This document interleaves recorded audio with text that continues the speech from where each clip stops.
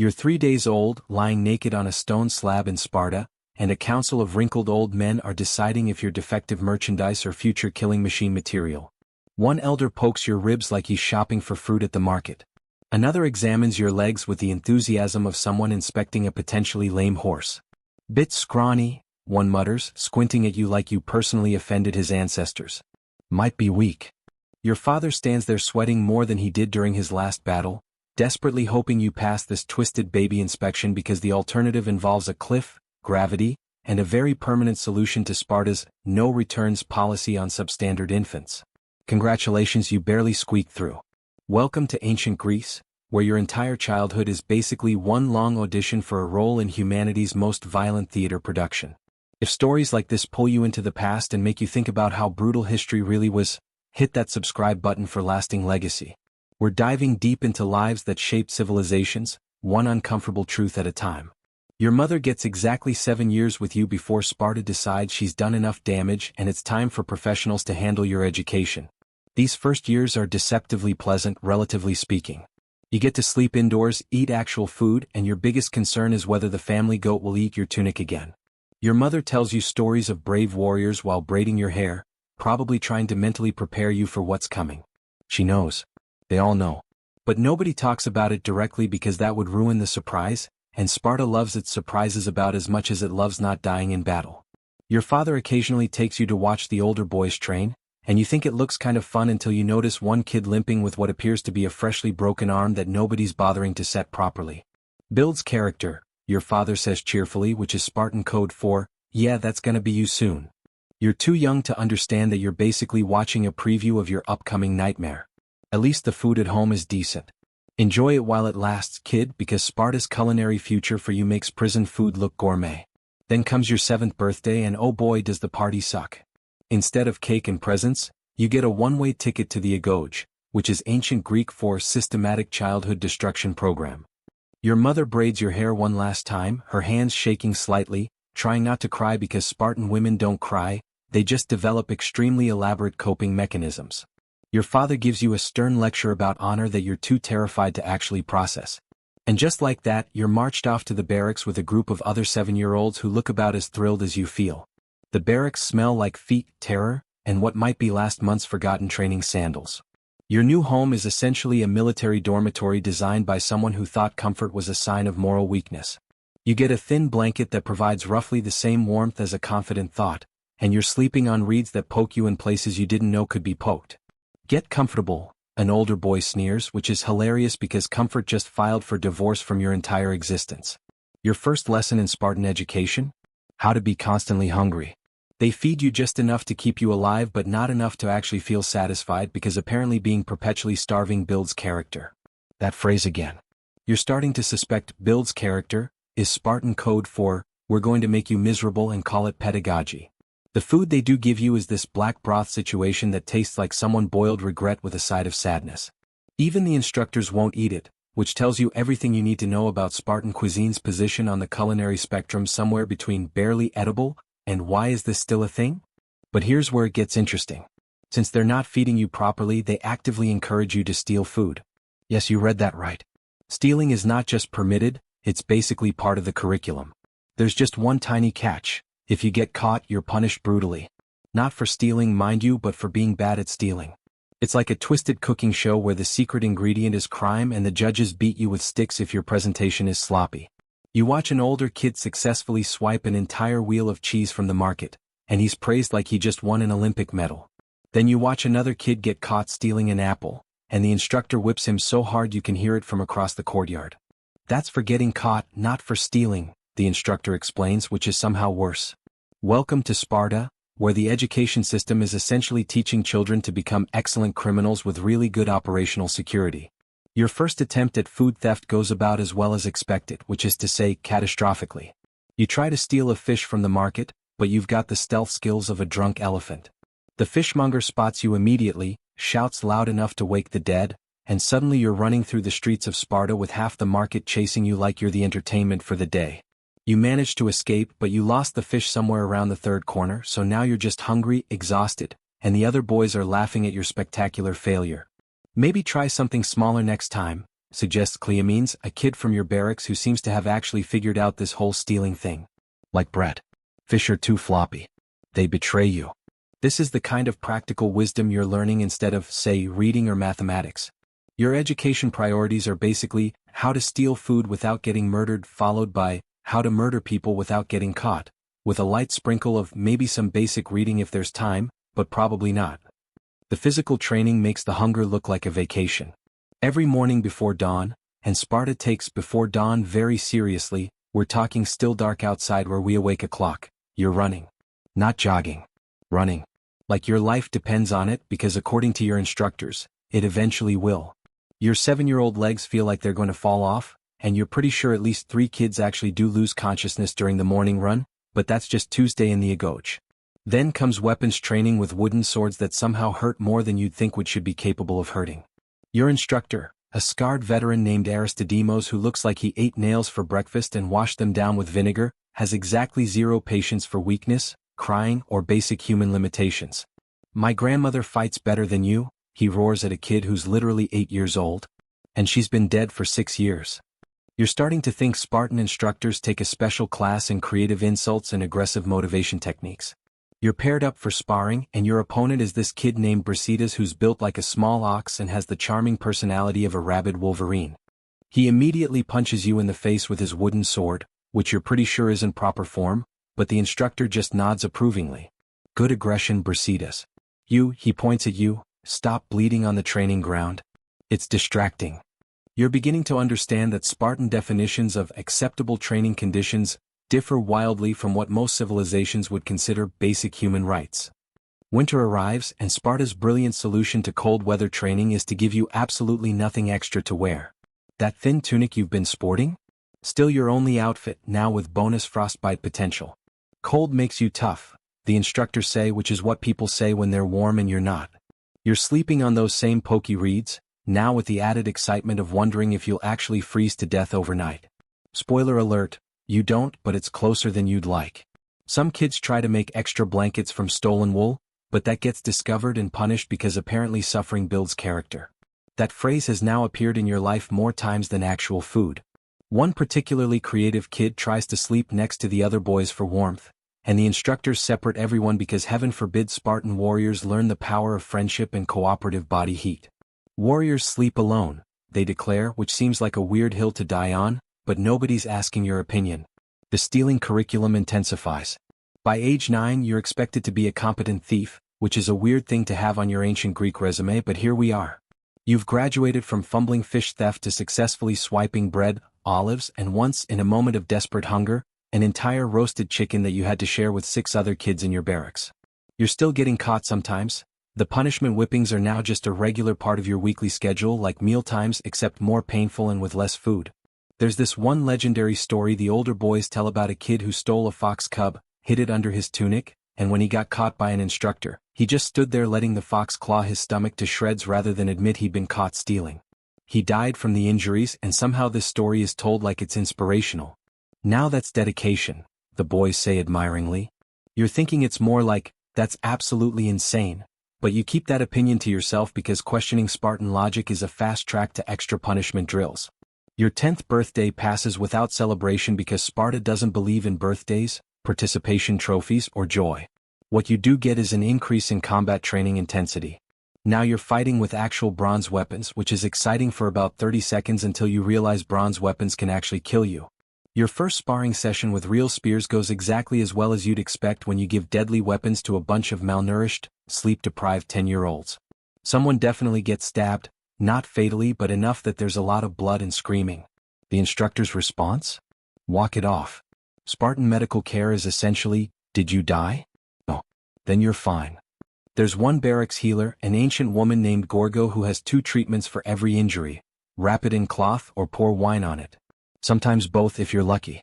Once you saw her set a broken leg by having 2 boys pull in opposite directions while the injured kid bit down on a leather strap. Medieval medicine has nothing on Spartan healthcare's creative approach to, let's see what happens. The combat training shifts from learn to fight, to learn to win or suffer. Your instructors start organizing full contact matches where losing means public humiliation and extra punishment duties. Winning means you get slightly more food, which is the most valuable currency in the agoge. You're pitted against Brasidas again, and this time you actually manage to trip him, which feels like winning an Olympic event until he gets up and breaks your nose with his shield.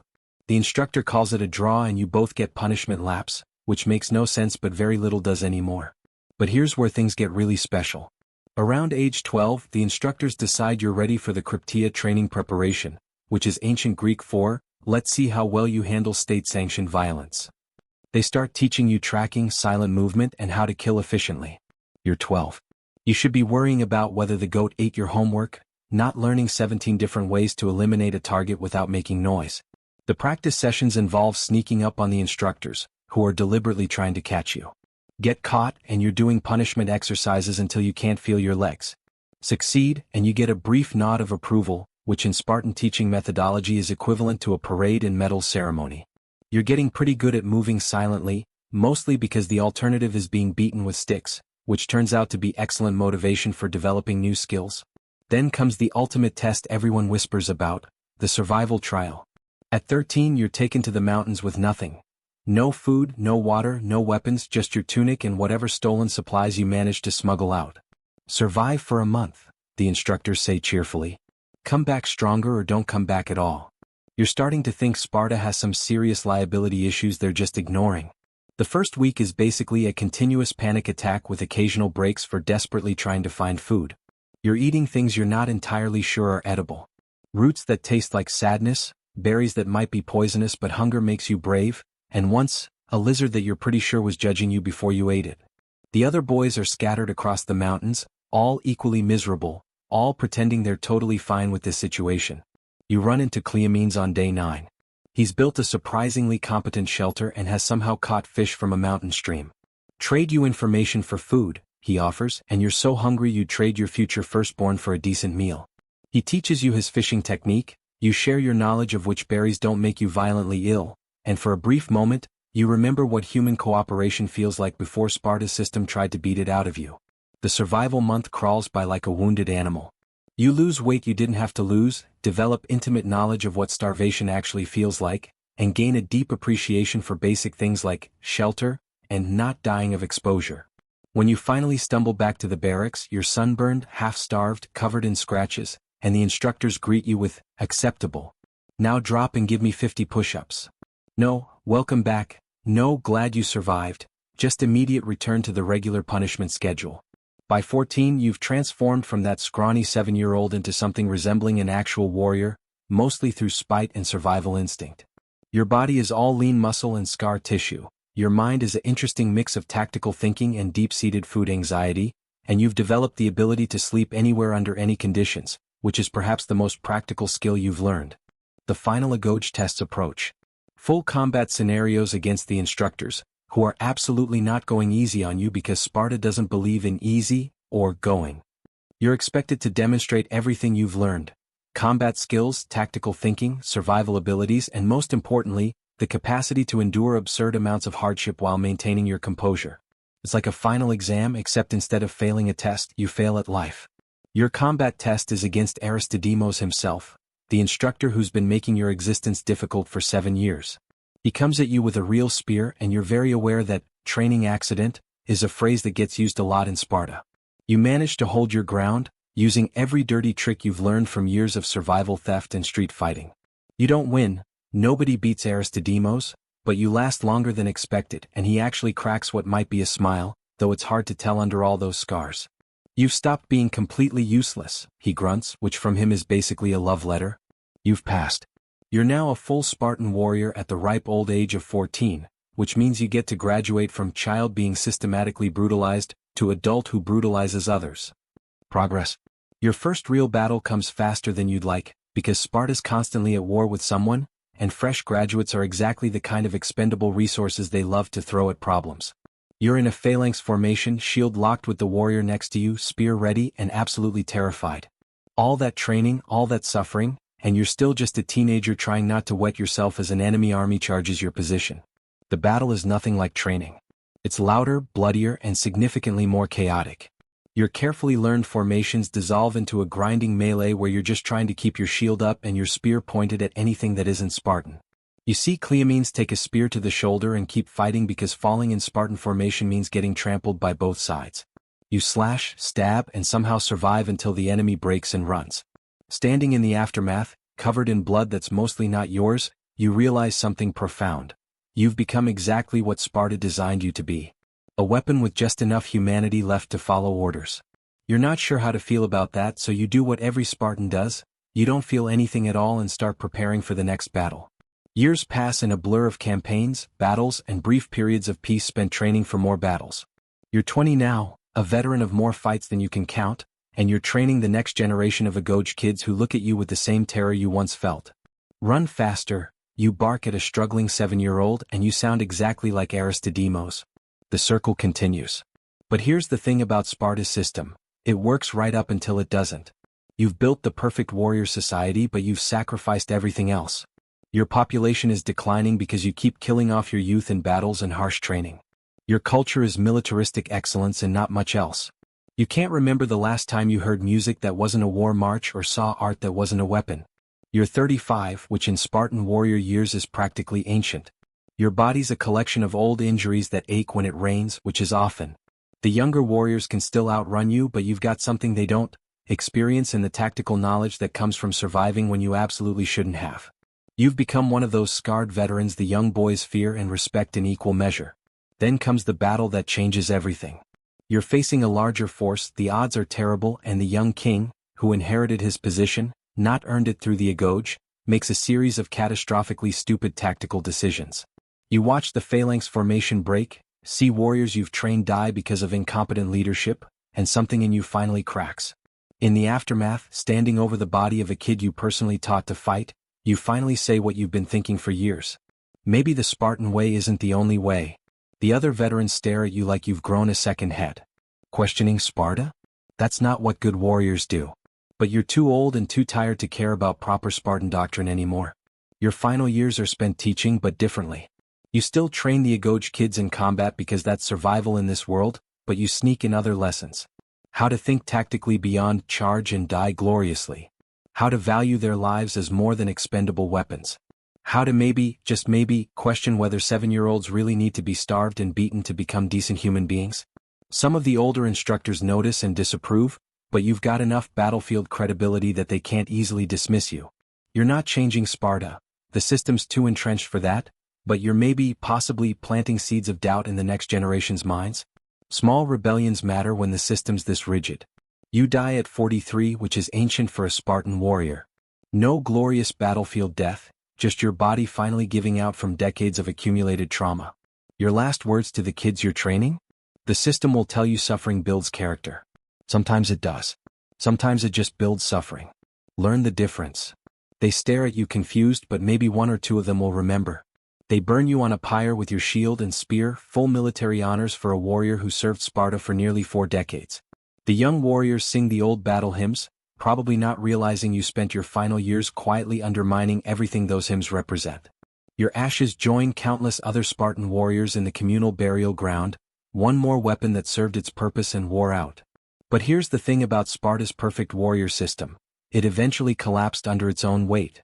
Turns out constantly killing your young men in battles and brutal training isn't sustainable long-term. Who knew?